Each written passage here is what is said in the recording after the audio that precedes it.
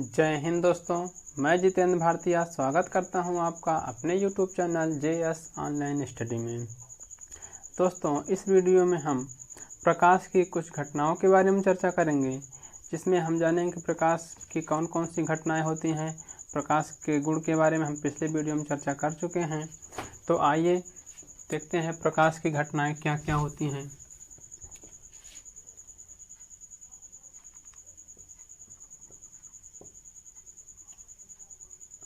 प्रकाश की घटनाएं। तो प्यारे बच्चों, प्रकाश की 8 घटनाएं होती हैं। कितनी? तो आप लिख सकते हैं इसकी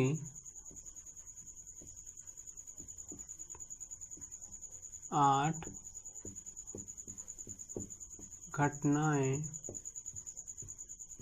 होती हैं। कितनी होती हैं घटनाएं? 8 घटनाएं।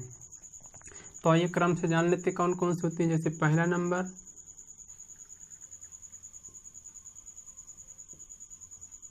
प्रकाश का परावर्तन, दूसरा प्रकाश का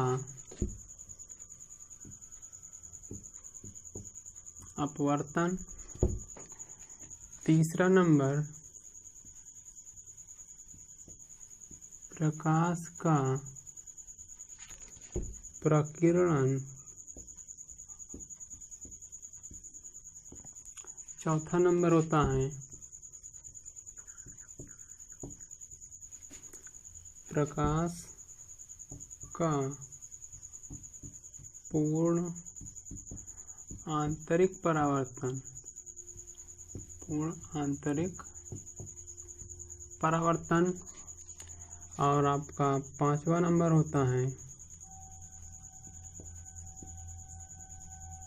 प्रकाश का वर्ण विक्षेपण, छठा नंबर होता है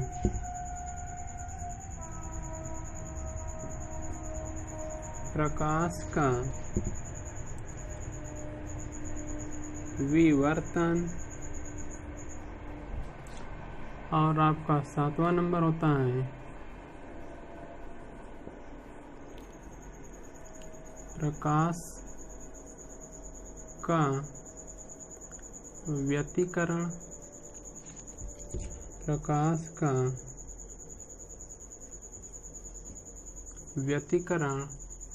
और नेक्स्ट आपका 8वां नंबर होता है प्रकाश का ध्रुवण। ये होती हैं प्रकाश की 8 घटनाएं। पहला नंबर प्रकाश का परावर्तन, दूसरा प्रकाश का अपवर्तन, तीसरा प्रकाश का प्रकीर्णन, चौथा है प्रकाश का पूर्ण आंतरिक परावर्तन, 5वां है प्रकाश का वर्ण विक्षेपण, छठा है प्रकाश का विवर्तन, 7वां है प्रकाश का व्यतिकरण। और नेक्स्ट 8वां आपका है प्रकाश का ध्रुवण। तो इसमें हम सबसे पहले चर्चा करेंगे प्रकाश के परावर्तन के बारे में। तो आइए देखते हैं प्रकाश का परावर्तन क्या होता है।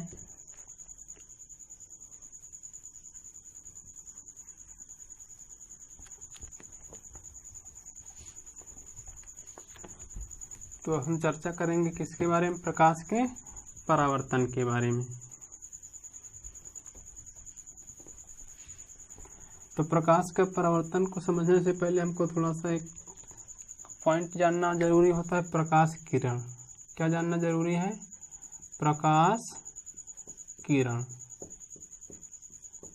तो प्रकाश किरण क्या होती है?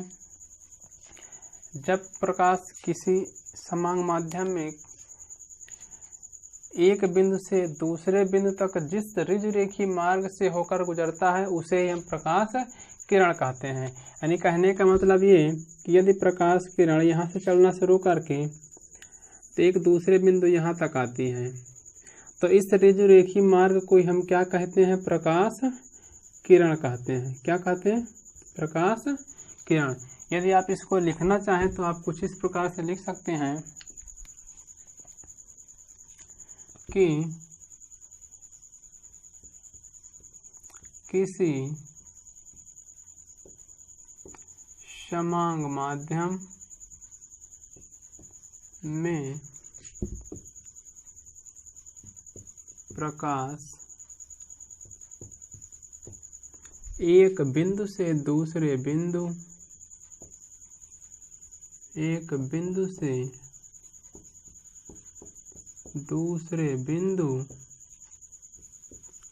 तक, किसी समांग माध्यम में प्रकाश एक बिंदु से दूसरे बिंदु तक जिस सरल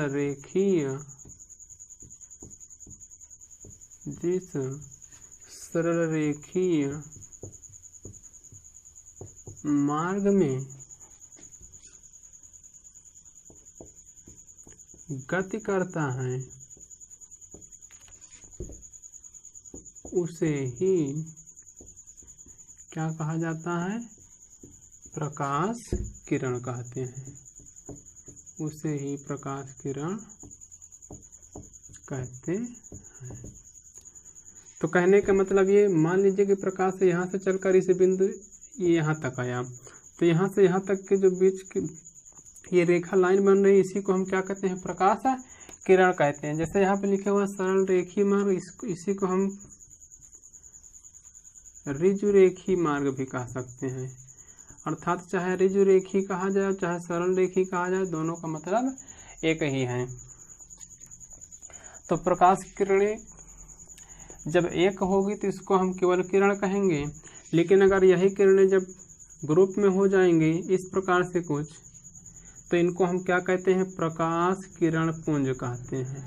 प्रकाश किरण पुंज नाम दे देते हैं। पुंज मतलब क्या होता है? ग्रुप यानी समूह। तो प्रकाश किरण पुंज कितने होते हैं? 3 प्रकार के होते हैं। तो नंबर 1, पहले नंबर को कहते हैं अभिसारी। अभिसारी। दूसरा नंबर होता है अपसारी, और नेक्स्ट तीसरा नंबर आपका होता है समांतर। तो प्रकाश किरण पुंज कितने प्रकार होते हैं? 3 प्रकार के। नंबर 1 होता है अभिसारी प्रकाश किरण पुंज, अपसारी प्रकाश किरण पुंज और समांतर प्रकाश किरण पुंज। तो अब इन तीनों को समझ लेते हैं। तो प्रकाश किरणों के समूह को हम किस अभिसारी, अपसारी और समांतर प्रकाश किरण पुंज के रूप में बांटते हैं। तो अभिसारी क्या होता है? यानी आप कह सकते हैं अपसारी मतलब क्या होता है कि कई बिंदुओं से आकर किसी एक ही बिंदु पर मिलती हुई प्रतीत हों। कहने का मतलब ये आप कह सकते हैं कि जब प्रकाश किरणों का समूह कई बिंदुओं से आकर किसी एक बिंदु पर मिलती हुई प्रतीत होती हैं, तो उन प्रकाश किरणों के समूह को हम क्या कहते हैं? अभिसारी प्रकाश किरण पुंज। जैसे कुछ इस प्रकार से ये, यानी कि अनेक बिंदुओं से आकर किसी एक ही बिंदु पर मिलती हुई प्रतीत होंगी, तो उसको हम कहेंगे अभिसारी प्रकाश किरण पुंज। यानी आप कह सकते हैं कि जब प्रकाश किरणों का समूह अनेक बिंदुओं से आकर किसी एक बिंदु पर मिलता हुआ प्रतीत होगा, तो उन समूह प्रकाश किरणों के समूह को हम क्या कहेंगे? अभिसारी प्रकाश किरण पुंज। इसी का जस्ट उल्टा होता है अपसारी। अपसारी मतलब होता है फैलना। तो अपसारी मतलब आप कह सकते हैं जब प्रकाश किरणों का समूह किसी एक ही बिंदु से आता हुआ प्रतीत हो। अर्थात जैसे मान लीजिए ये कोई बिंदु है, यहाँ से प्रकाश किरणें कुछ इस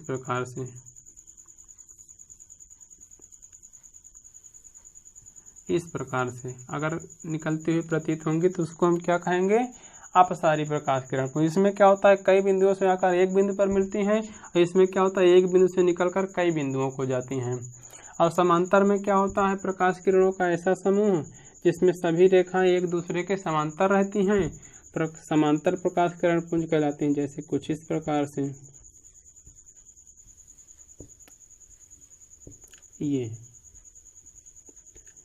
ये क्या होगा? समांतर प्रकाश किरण पुंज। ये क्या है? अपसारी और ये अभिसारी। तो आइए अब देख लेते हैं प्रकाश के परावर्तन को।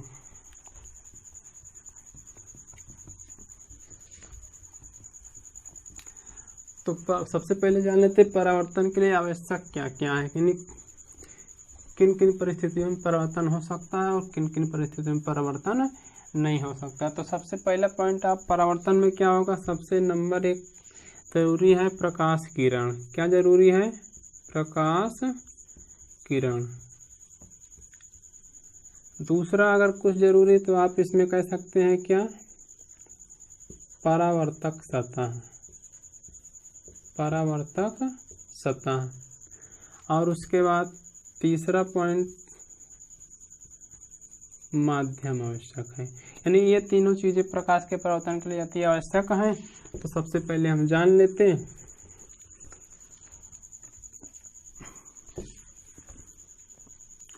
तो हम जानेंगे क्या, प्रकाश का परावर्तन, रिफ्लेक्शन ऑफ लाइट, यानी आप कह सकते हैं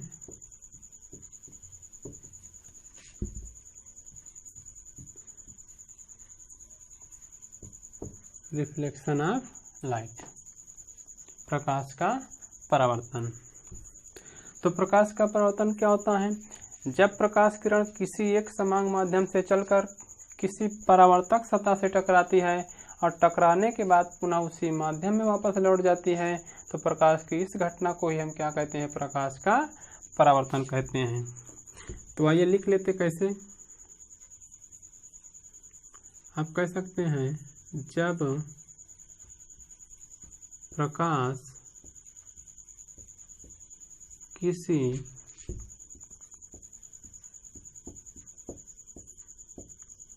समांग माध्यम, जब प्रकाश किसी समांग माध्यम से चलकर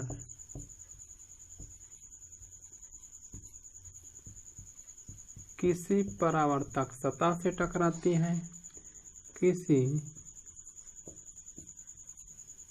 परावर्तक सतह से टकराती है, तो वह उसी माध्यम में,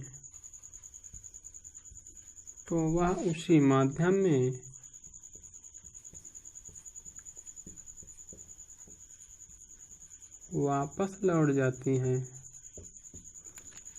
जब प्रकाश किसी समान माध्यम से चलकर किसी परावर्तक सतह से टकराती है तो वह उसी माध्यम में वापस लौट जाती है।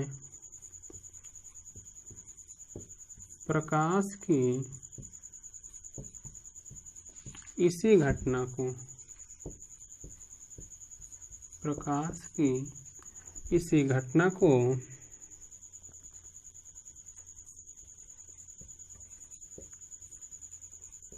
प्रकाश का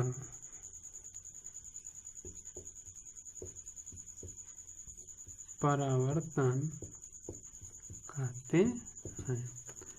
तो कहने का मतलब यह कि जब प्रकाश किसी एक समांग माध्यम से चलकर, माध्यम क्या होता है, तो माध्यम दो होते हैं, कितने होते हैं, सबसे पहले आप जान लीजिए माध्यम कितने होते हैं, दो। एक माध्यम तो होता है सघन और दूसरा होता है विरल माध्यम। तो सघन माध्यम क्या है, विरल माध्यम क्या है, यानी आप सघन माध्यम उन माध्यमों को कहेंगे जिसके अणु क्या होंगे, पास पास होंगे। अर्थात सघन मतलब क्या होता है, घना, है ना, घन मतलब घना। तो आप कह सकते हैं क्या होंगे, इसमें क्या होंगे, अणु पास पास होंगे। और इसी को जस्ट उल्टा विरल होगा, विरल मतलब क्या होगा, अणु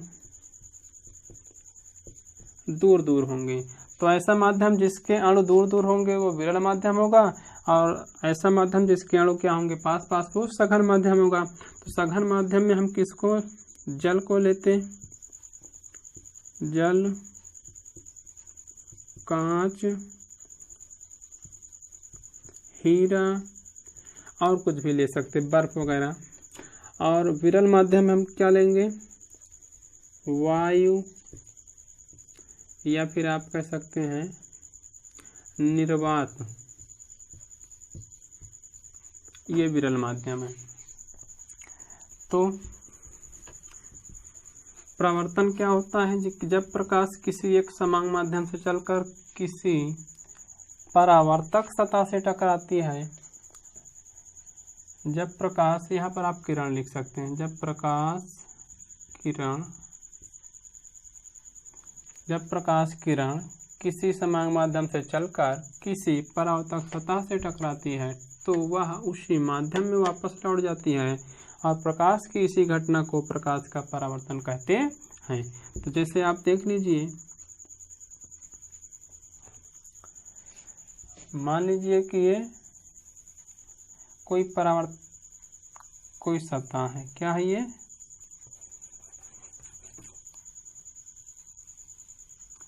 ये कोई परावर्तक सतह है कुछ इस प्रकार से, इसका इधर वाला जो भाग है वो परावर्तक है, परावर्तक सतह है, और जो नीचे वाला भाग है क्या है, कलाई युक्त है।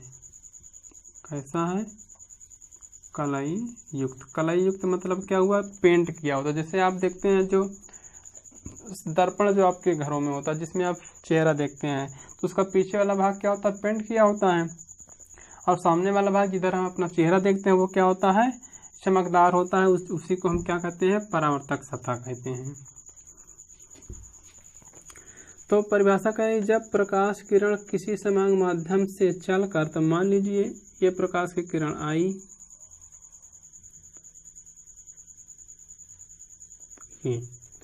चलकर किसी परावर्तक सतह से टकराती है, तो ये आई और ये टकराई, तो क्या कहता है, टकराती है तो वह उसी माध्यम में वापस लौट जाती। टकराने के बाद क्या होगा, ये उसी माध्यम में वापस इस प्रकार से लौट जाएगी, उसी माध्यम में वापस लौट जाती है। तो प्रकाश की इसी घटना को क्या कहते हैं, प्रकाश का परावर्तन कहते हैं। और ये जो प्रकाश की किरण आती है परावर्तन से पहले वाली किरण को, यानी आने वाली किरण को हम कहते हैं आपतित किरण। इसको क्या कहेंगे, आपतित किरण। और परावर्तन के बाद वाली किरण को कहते हैं परावर्तित किरण। क्या कहते हैं, परावर्तित किरण। यानी कि आने वाली किरण को आपतित किरण और परावर्तन के पश्चात यानी कि जाने वाली किरण को हम क्या कहते हैं, परावर्तित किरण। और ये दोनों किरणें जिस बिंदु पर मिलती है इसको हम कहते हैं आपतन बिंदु। क्या कहते हैं, आपतन बिंदु। और आपतन बिंदु पर डाला गया लंब इस प्रकार से, यानी कि आपतन बिंदु पर ये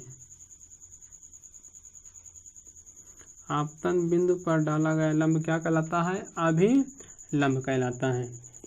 तो आने वाली किरण आपतित किरण और परावर्तन के पश्चात वापस लौटने वाली किरण को कहते हैं परावर्तित किरण। और ये दोनों किरणें जिस बिंदु पर मिलती है उसको कहते हैं आपतन बिंदु, और आपतन बिंदु पर डाला गया लंब क्या कहलाता है, अभिलंब कहलाता है।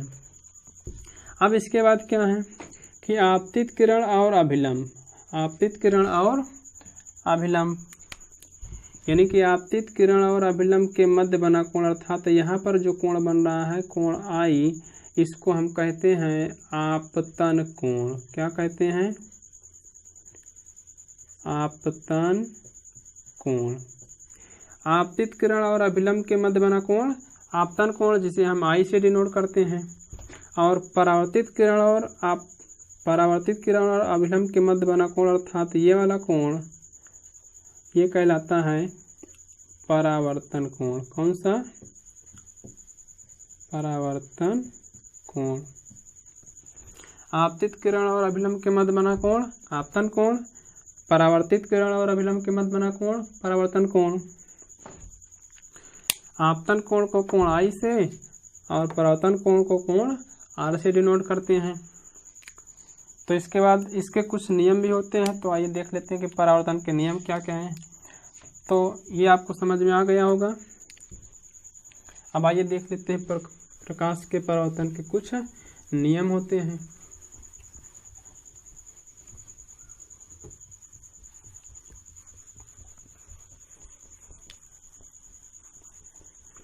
तो प्रकाश के परावर्तन के दो नियम होते हैं।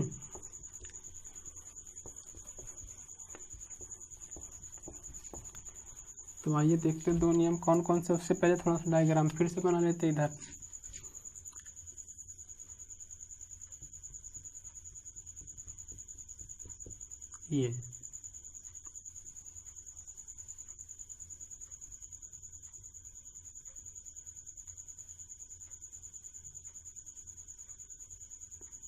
ये क्या है, आपतन बिंदु,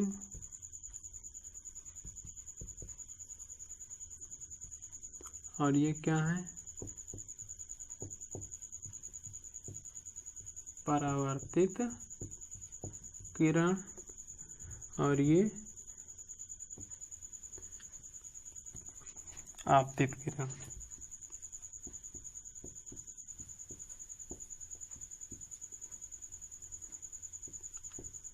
आपतित किरण, और ये क्या है, नॉर्मल एन अर्थात अभिलंब।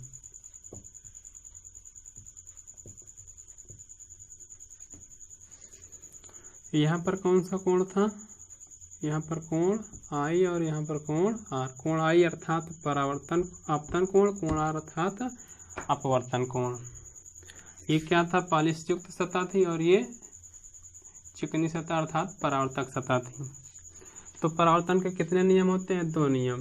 पहला नियम क्या होता है, आपतित किरण, परावर्तित किरण और अभिलंब तीनों एक ही तल में स्थित होते हैं। तो परावर्तन का पहला नियम है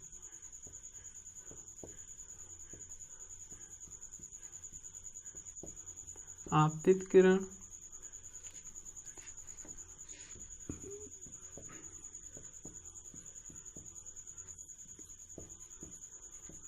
परावर्तित किरण तथा अभिलंब तीनों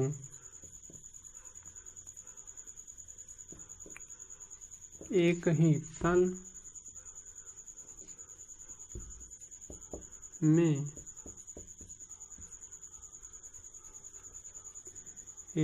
तल में स्थित होते हैं।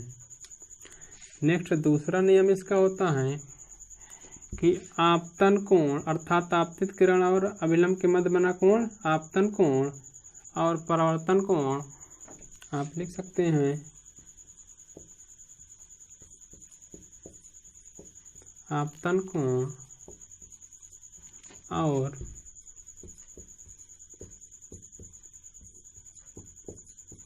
परावर्तन कोण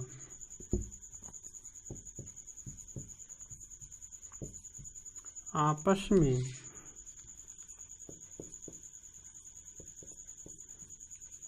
बराबर होते हैं। अर्थात आप कह सकते हैं कोण आई बराबर होगा कोण आर के। ये परावर्तन के दो नियम हो गए। पहला नियम क्या है कि आपतित किरण, परावर्तित किरण तथा अभिलंब तीनों एक ही तल में स्थित होते हैं। अर्थात आपतित किरण, परावर्तित किरण और अभिलंब तीनों एक ही तल अर्थात ऊपर वाले ही भाग में स्थित हैं। तो ये पहला नियम। दूसरा क्या है, आपतन कोण और परावर्तन कोण आपस में बराबर होते हैं। अर्थात ये वाला कोण और ये वाला कोण आपस में दोनों क्या होंगे, बराबर होंगे। और आपतन कोण क्या होता है, आपतित किरण और अभिलंब के मध्य बना कोण आपतन कोण, परावर्तित किरण और अभिलंब के मध्य बना कोण परावर्तन कोण। और आपतित किरण, परावर्तित किरण और अभिलंब जिस बिंदु पर मिलते हैं उसे कहते हैं आपतन बिंदु। और आपतन बिंदु पर डाला गया लंब अभिलंब कहलाता है। तो आई होप आपको प्रकाश के परावर्तन के बारे में संपूर्ण जानकारी प्राप्त हो गई होगी। तो जैसा कि हम पिछले वीडियो में चर्चा कर चुके थे कि कोई भी वस्तु हमें दिखाई देती है तो किस नियम के आधार पर, प्रकाश के परावर्तन के नियम के आधार पर।